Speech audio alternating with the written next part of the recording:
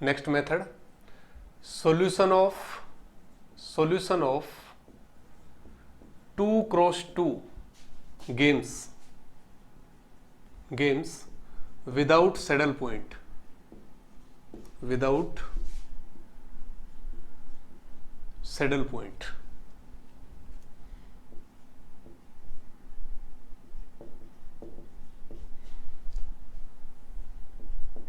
Solution of 2x2 games without saddle point किस तरह से हम निकालेंगे, और या इसको ये कहेंगे कि मिक्स्ड स्ट्रेटेजिक गेम्स। अगर सैडल पॉइंट नहीं है तो गेम क्या कहलाएगा, मिक्स्ड स्ट्रेटेजिक गेम्स। तो आप इसको इस तरह भी पढ़ सकते हैं, solution of 2x2 mixed strategic games. 2x2 का अगर मिक्स्ड स्ट्रेटेजिक गेम है तो उसका सॉल्यूशन आप किस तरह से निकालेंगे। तो इसके लिए आप लिखो सबसे पहले तो, सपोज ये आपको एक गेम दे रखा है, प्लेयर ए की पे ऑफ मैट्रिक्स है, ए प्लेयर की पे ऑफ मैट्रिक्स, ए प्लेयर की, सपोज फर्स्ट स्ट्रेटेजी और ये सेकंड। इसी तरह से प्लेयर बी, इसकी फर्स्ट स्ट्रेटेजी और इसकी सेकंड स्ट्रेटेजी। अब ध्यान रहे आपको, ये गेम किस तरह का है, मिक्स्ड स्ट्रेटेजिक गेम है। तो वहां पर तो फिक्स था कि जो सैडल पॉइंट मिल रहा है कि वो वाली स्ट्रेटेजी प्लेयर हमेशा चूज करेगा, बाकी तो फिर स्ट्रेटेजी चूज करेगा ही नहीं वो, इसलिए वहां पर प्योर स्ट्रेटेजिक गेम बन रहा था। यहां पर अपन मान लेते हैं कि player A first strategy choose करे, उसकी प्रोबेबिलिटी क्या है, x1 है। प्लेयर ए फर्स्ट वाली स्ट्रेटेजी चूज करे, उसकी प्रोबेबिलिटी क्या है, x1 प्रायिकता। इसी तरह से प्लेयर ए अगर सेकंड वाली स्ट्रेटेजी चूज करे, इसकी प्रोबेबिलिटी क्या है, x2। इसी तरह से प्लेयर बी अगर फर्स्ट स्ट्रेटेजी चूज करे, इसकी प्रोबेबिलिटी मैंने क्या मान ली, y1। और प्लेयर बी अगर सेकंड स्ट्रेटेजी चूज कर रहा है तो इसकी प्रोबेबिलिटी मैंने क्या मान ली, y2। अब ये ध्यान रहे आपको, ये प्रोबेबिलिटीज हैं, इसलिए क्या होगा, एक तो भाई प्लेयर ए की प्रोबेबिलिटी क्या हो गई, फर्स्ट चूज करने की x1, सेकंड चूज करने की x2। और आपको पता है कि जो भी प्रोबेबिलिटीज होंगी इसकी, x1 plus x2 equal to किसके होगा, 1 के, x1 plus x2 equal to 1। इसी तरह से प्लेयर बी की प्रोबेबिलिटी क्या है, y1 और y2। तो यहां पर y1 plus y2 equal to किसके होगा, 1 के। तो दो तो इंपॉर्टेंट रिलेशन ये हो गए कि प्लेयर ए की जो स्ट्रेटेजीज हैं उनका सम 1 होगा, इसी तरह से प्लेयर बी की स्ट्रेटेजीज हैं उनका सम भी किसके इक्वल होगा, 1 के इक्वल।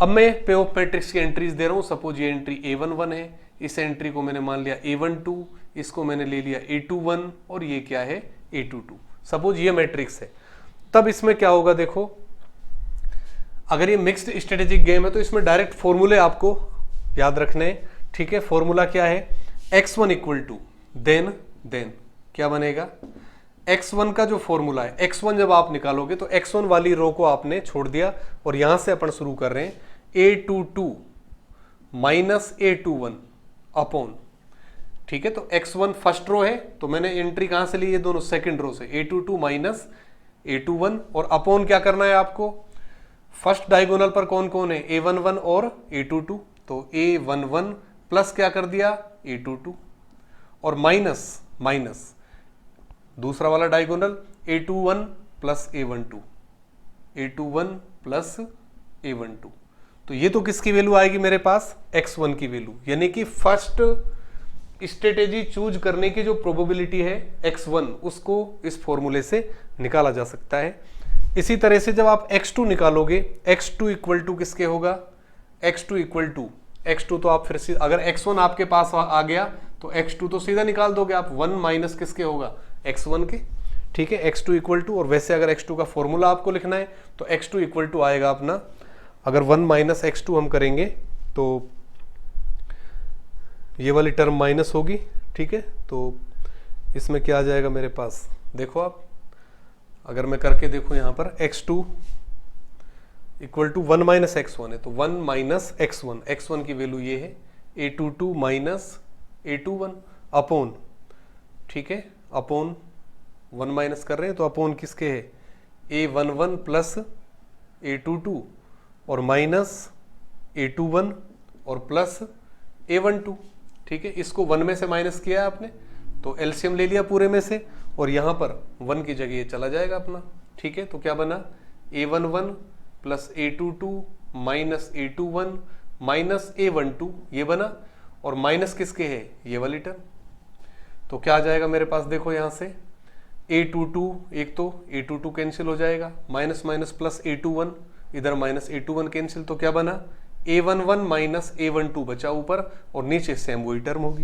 यानी कि x2 की वैल्यू क्या बनी, A11 माइनस A12, और अपॉन सेम वही A11 प्लस A22 और माइनस A21 और प्लस A12। तो आप डायरेक्ट फॉर्मूला याद रखिए, x1 अगर फाइंड करना है तो ऊपर क्या आ रहा है, A22 माइनस A21।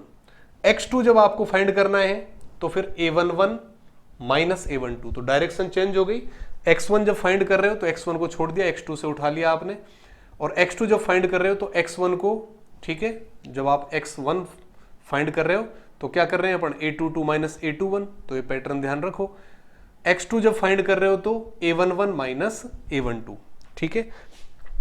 इसी तरह से अगर मैं y1 और y2 लिखूं, y1 और y2, y1 का फॉर्मूला क्या बनेगा, y1 इक्वल टू, यानी कि प्लेयर बी के फर्स्ट स्ट्रेटेजी चूज करने की जो प्रोबेबिलिटी है y1, वो किसके इक्वल होगी, तो y1 इक्वल टू बनेगा आपका, तो y1 वाला कॉलम छोड़ दोगे, इधर से आ जाएगा आपका A22 माइनस A12, और अपॉन सेम वही टर्म आएंगी, A11 प्लस A22 और माइनस A21 प्लस A12, ये y1 की वैल्यू।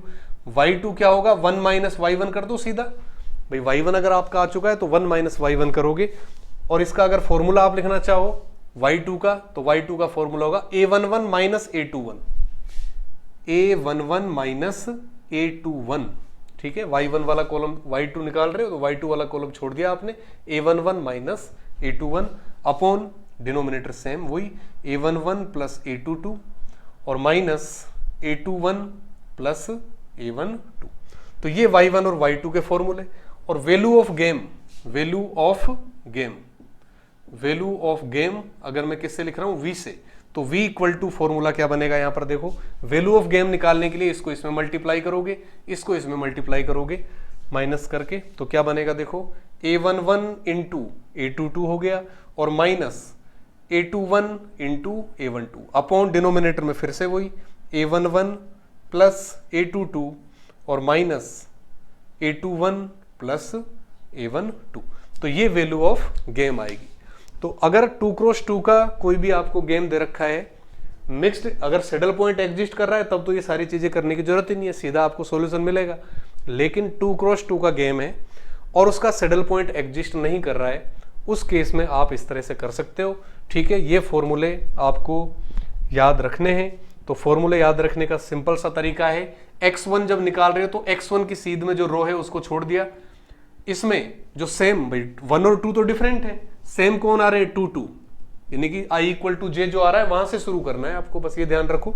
तो जो सेकंड उस पे जा रहे हो तो A22 माइनस A21 आ गया, और डिनोमिनेटर में क्या आ रहा है, पहले वाले कॉलम की एंट्रीज ऐड कर दी, माइनस वो पहले वाले डायगोनल की एंट्री ऐड कर दी, माइनस इधर वाला जो डायगोनल बनेगा इसकी एंट्रीज ऐड करके, ठीक है, इसमें से सब्ट्रैक्ट किया है। x2 जब निकालना है तो x2 के लिए आपको x2 वाली रो को कवर कर दिया आपने, ऊपर ये बचा। अब इसमें से इसको सब्ट्रैक्ट करें या इसमें से इसको करें, इसके लिए ध्यान रखो जो i इक्वल टू जे जिसके लिए वहां से शुरू करना है, तो A11 माइनस A12 आ गया ऊपर, तो नीचे फिर से डिनोमिनेटर सेम। अब जब आपको y1 निकालना है तो y1 वाला कॉलम छोड़ दिया आपने, आपको यहां से देखना है इक्वल किस में आ रहा है, A22 में, तो A22 और माइनस क्या हो गया, A12। फिर जब आपको y2 निकालना है तो y2 वाला कॉलम छोड़ देना है, y1 में देखो सेम किस में आ रहा है, A11 माइनस क्या आ जाएगा, A21, तो A11 माइनस A21 अपॉन नीचे सेम वही डिनोमिनेटर चल रहा है। और वैल्यू ऑफ गेम क्या होगी, इस कॉलम की एंट्रीज को मल्टीप्लाई करोगे, माइनस इधर वाले कॉलम की एंट्रीज को मल्टीप्लाई किया, और फिर डिनोमिनेटर जो आ रहा है इसमें हर वापस वही आ रहा है। तो 2x2 का अगर आपको गेम दे रखा है विदाउट सैडल पॉइंट, उस गेम को आप इस तरह से सोल्व कर सकते हैं। इसके अंदर player A first strategy choose करे, उसकी प्रोबेबिलिटी x1 है। Player A second strategy choose करे, उसकी प्रोबेबिलिटी x2 है। Player B first strategy choose करे, उसकी प्रोबेबिलिटी y1 है। Player B second strategy choose करे, उसकी प्रोबेबिलिटी y2 है। इसलिए प्लेयर ए की प्रोबेबिलिटीज का सम 1 होगा, प्लेयर बी की जो प्रोबेबिलिटीज है स्ट्रेटेजी चूज करने की, उनका सम भी किसके इक्वल होगा, 1 के इक्वल। और इसकी सहायता से ये फॉर्मूला हम अप्लाई करके गेम की वैल्यू निकाल सकते हैं और प्लेयर्स की स्ट्रेटेजी फाइंड कर सकते हैं। जैसे एक एग्जांपल इसका अपन लें, अभी जो क्वेश्चन हमने देखा था एक, उसी को मैं ले लेता हूं फिर से।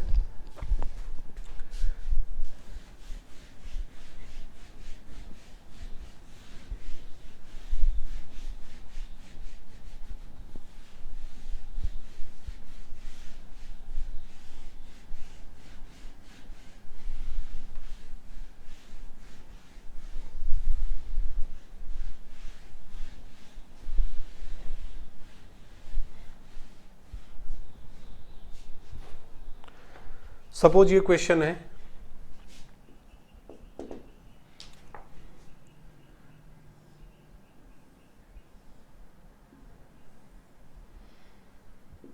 प्लेयर ए ये फर्स्ट हो गया और second strategy, player B first strategy और सेकंड, और इसमें ये ले लिया मैंने 4 0 और 1 और 2 1 और 2। अभी मैंने ये क्वेश्चन आपको करवाया था, इसमें मैंने ये भी बताया था आपको कि जो गेम की वैल्यू है वो कहां से कहां जा रही है, 1 से लेकर 2 तक, इस रेंज में लाई कर रही थी। गेम की वैल्यू इस रेंज के अंदर क्या कर रही है, लाई कर रही है। ठीक है, तो 1 less than equal to v और लेस देन इक्वल टू 2, इस रेंज के अंदर गेम की वैल्यू लाई करेगी। इस गेम का सैडल पॉइंट एग्जिस्ट कर नहीं रहा था, आप देख रहे हो पहली रो का मिनिमम 0 है, दूसरी रो का मिनिमम 1, पहले कॉलम का मिनिमम 4 है, दूसरे का 2 है, यानी कि कोई भी पॉइंट यहाँ पर कोइंसाइड नहीं करेगा जिसमें आपका सर्किल और स्क्वायर एक साथ आ जाए। तो गेम विदाउट सैडल पॉइंट है, गेम विदाउट सैडल पॉइंट है और कितने ऑर्डर का है, 2 क्रॉस 2 का है। इसको आप डायरेक्ट सोल्व कर सकते हो। तो इसमें जो फर्स्ट प्लेयर की जो स्ट्रेटेजी है सबसे पहले वो आप कैलकुलेट कर, अगर आपसे वैल्यू ऑफ गेम पूछ ली, सपोज आपसे पूछ ली कि वैल्यू ऑफ गेम क्या होगी, तो कैसे निकालोगे, अभी बताया, डायगोनल 4 2 जा 8 और माइनस 1 इंटू 0 किया तो 0, ये आ गया, अपॉन A11 प्लस A22 करें तो 4 प्लस 2 क्या आ गया 6, और माइनस A12 प्लस A21 करें तो -1, यानी किसके इक्वल आ गया, इक्वल टू 8/5, तो 1 पॉइंट समथिंग आएगा। ठीक है, तो ये अगर करने तो 5 1 जा 5 और 5 6 जा 1.6 आ रहा है, देखो आप इसी रेंज में आ रहा है 1 और 2 के बीच में कहीं, तो 1.6 मेरे पास किसकी वैल्यू आ गई, यहाँ पर गेम की वैल्यू आ गई, पहली चीज। अब अगर आपको स्ट्रेटेजीज फाइंड करनी है, सपोज आपसे प्लेयर ए की स्ट्रेटेजी पूछ रहा है, तो x1 इक्वल टू निकालें, x1 इक्वल टू किसके होगा, तो प्लेयर ए की स्ट्रेटेजीज की जो प्रोबेबिलिटीज हैं, फर्स्ट प्रोबेबिलिटी चूज करने की x1, सेकंड चूज करने की x2, प्लेयर बी के लिए ये y1 और ये y2। तो x1 जब आप फाइंड करोगे तो क्या आएगा, A22 माइनस A21, तो 2 माइनस 1 करें तो 1, और अपॉन नीचे तो सेम आएगा 5, तो x1 तो क्या आ गया 1/5, x1 अगर 1/5 है तो x2 क्या होगा 1 माइनस x1, यानी कि 1 माइनस 1/5, यानी कि क्या आ गया 4/5। इसी तरह से अगर मैं y1 फाइंड करना चाहूं तो y1 यहां से निकालोगे आप, फर्स्ट रो को कॉलम को छोड़ेंगे और इसमें 2 माइनस 0 करेंगे, तो 2 माइनस 0 अपॉन नीचे 5, यानी क्या आ गया 2/5, y1 आ गया, तो y2 इक्वल टू किसका आएगा 1 माइनस 2/5, इसका मतलब 3/5। ठीक है, तो ये आपके पास प्लेयर्स की क्या आ गई, स्ट्रेटेजीज आ गई। तो इस तरह से आप जो प्लेयर्स हैं उनकी बेस्ट स्ट्रेटेजीज चूज कर सकते हैं। तो प्लेयर ए की जो स्ट्रेटेजीज हुई, वो क्या हुई, x1, x2, क्या आ गई x1, x2 इक्वल टू क्या लिखेंगे, x1 तो क्या है 4/5 और x2 क्या आ गया मेरे पास, x1 तो क्या है 1/5 और x2 क्या है 4/5। इसी तरह से प्लेयर बी की जो स्ट्रेटेजी होंगी वो क्या लिखेंगे, y1 प्रोबेबिलिटीज स्ट्रेटेजी चूज करने की, y1, y2, तो y1 तो क्या है 2/5 और y2 क्या है 3/5, और वैल्यू ऑफ गेम क्या आ गई मेरे पास 1.6। तो इस तरह से आप क्वेश्चन को कर सकते हैं। वैल्यू ऑफ गेम 8/5 या 1.6 है, ए प्लेयर के लिए क्या आ गया 1/5, 4/5, और प्लेयर बी के लिए 2/5, 3/5। तो ये तरीका है कि अगर 2 क्रॉस 2 का आपको गेम दे रखा है विदाउट सैडल पॉइंट, उसको आप किस तरह से सोल्व कर सकते हैं। ठीक है,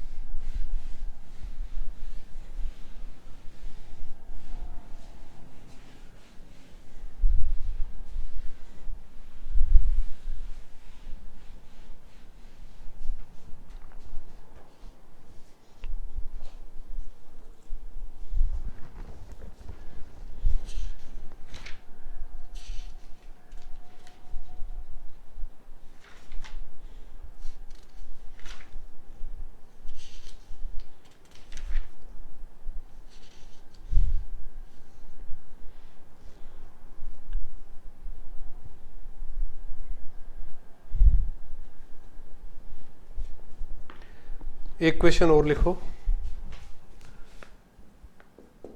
सपोज ये गेम आपको सॉल्व करना है।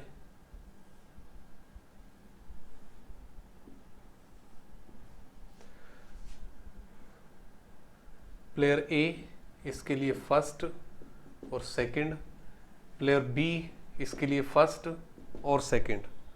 सपोज ये आ गया मेरे पास 5, ये है -1, इधर है 0 और सपोज यहाँ पर क्या है 12। ये आपको गेम दे रखा है। इस गेम की वैल्यू आपको निकालनी है और दोनों ही प्लेयर्स के लिए बेस्ट स्ट्रेटेजीज आपको फाइंड करनी है। क्या करना है आपको, देखो सबसे पहले तो आप सैडल पॉइंट चेक करोगे कि गेम का सैडल पॉइंट एग्जिस्ट कर रहा है या नहीं कर रहा है। सैडल पॉइंट देखने के लिए फर्स्ट रो का मिनिमम लोगे तो -1 है। ठीक है, फर्स्ट रो का मिनिमम क्या है -1। सेकेंड रो का मिनिमम क्या है 0। अब दो जो मिनिमम आया इन दोनों का मैक्सिमम क्या आ रहा है 0।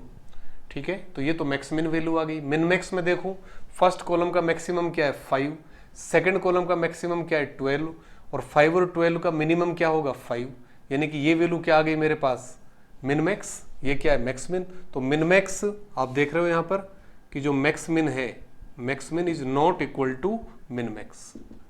इसका मतलब इसका सैडल पॉइंट एग्जिस्ट नहीं कर रहा है, क्योंकि सैडल पॉइंट अगर एग्जिस्ट करेगा तो मैक्स मिन और मिन मैक्स दोनों क्या होंगे इक्वल होंगे।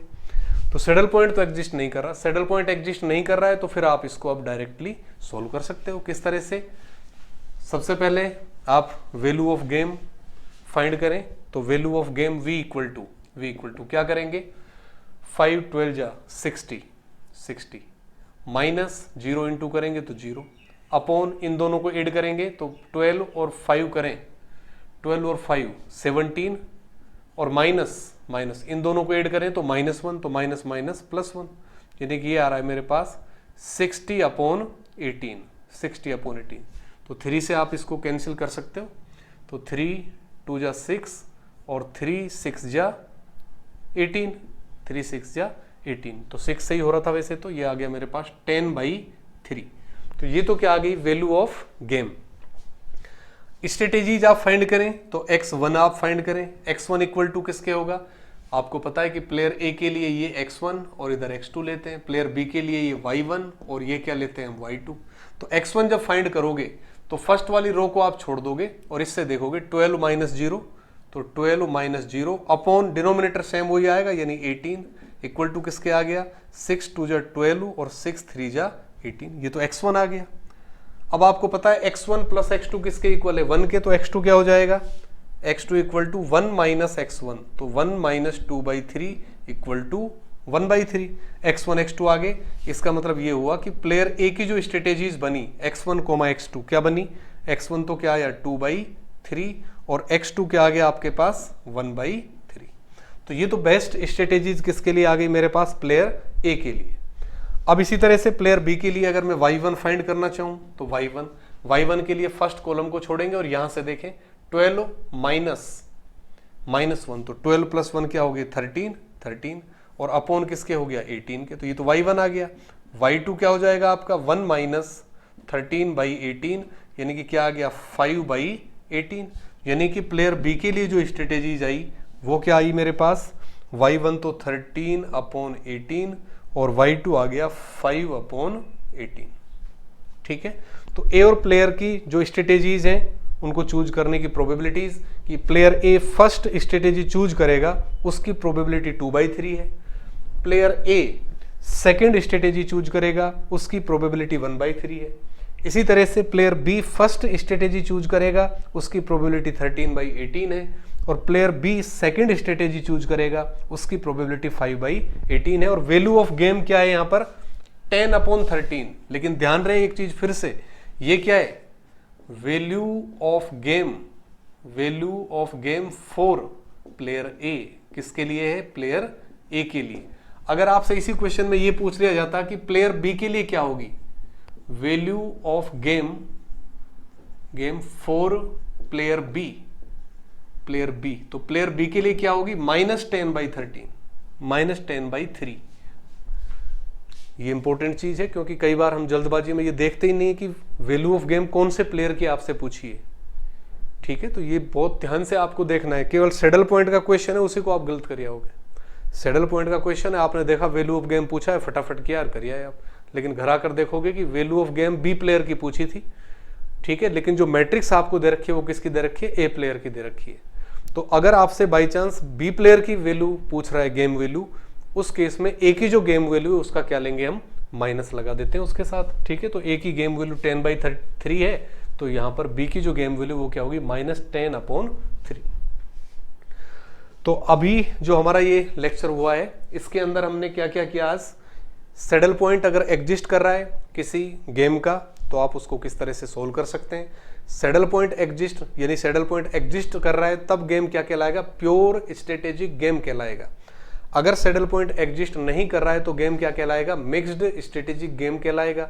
सैडल पॉइंट एग्जिस्ट नहीं कर रहा है और गेम की रेंज आपसे पूछ रहा है कि गेम की वैल्यू की रेंज क्या होगी, तो आप देख सकते हो प्लेयर ए के लिए, अगर प्लेयर बी के लिए रेंज पूछ लेता है तो फिर अगेन उसको किससे मल्टीप्लाई कर दोगे आप, माइनस से।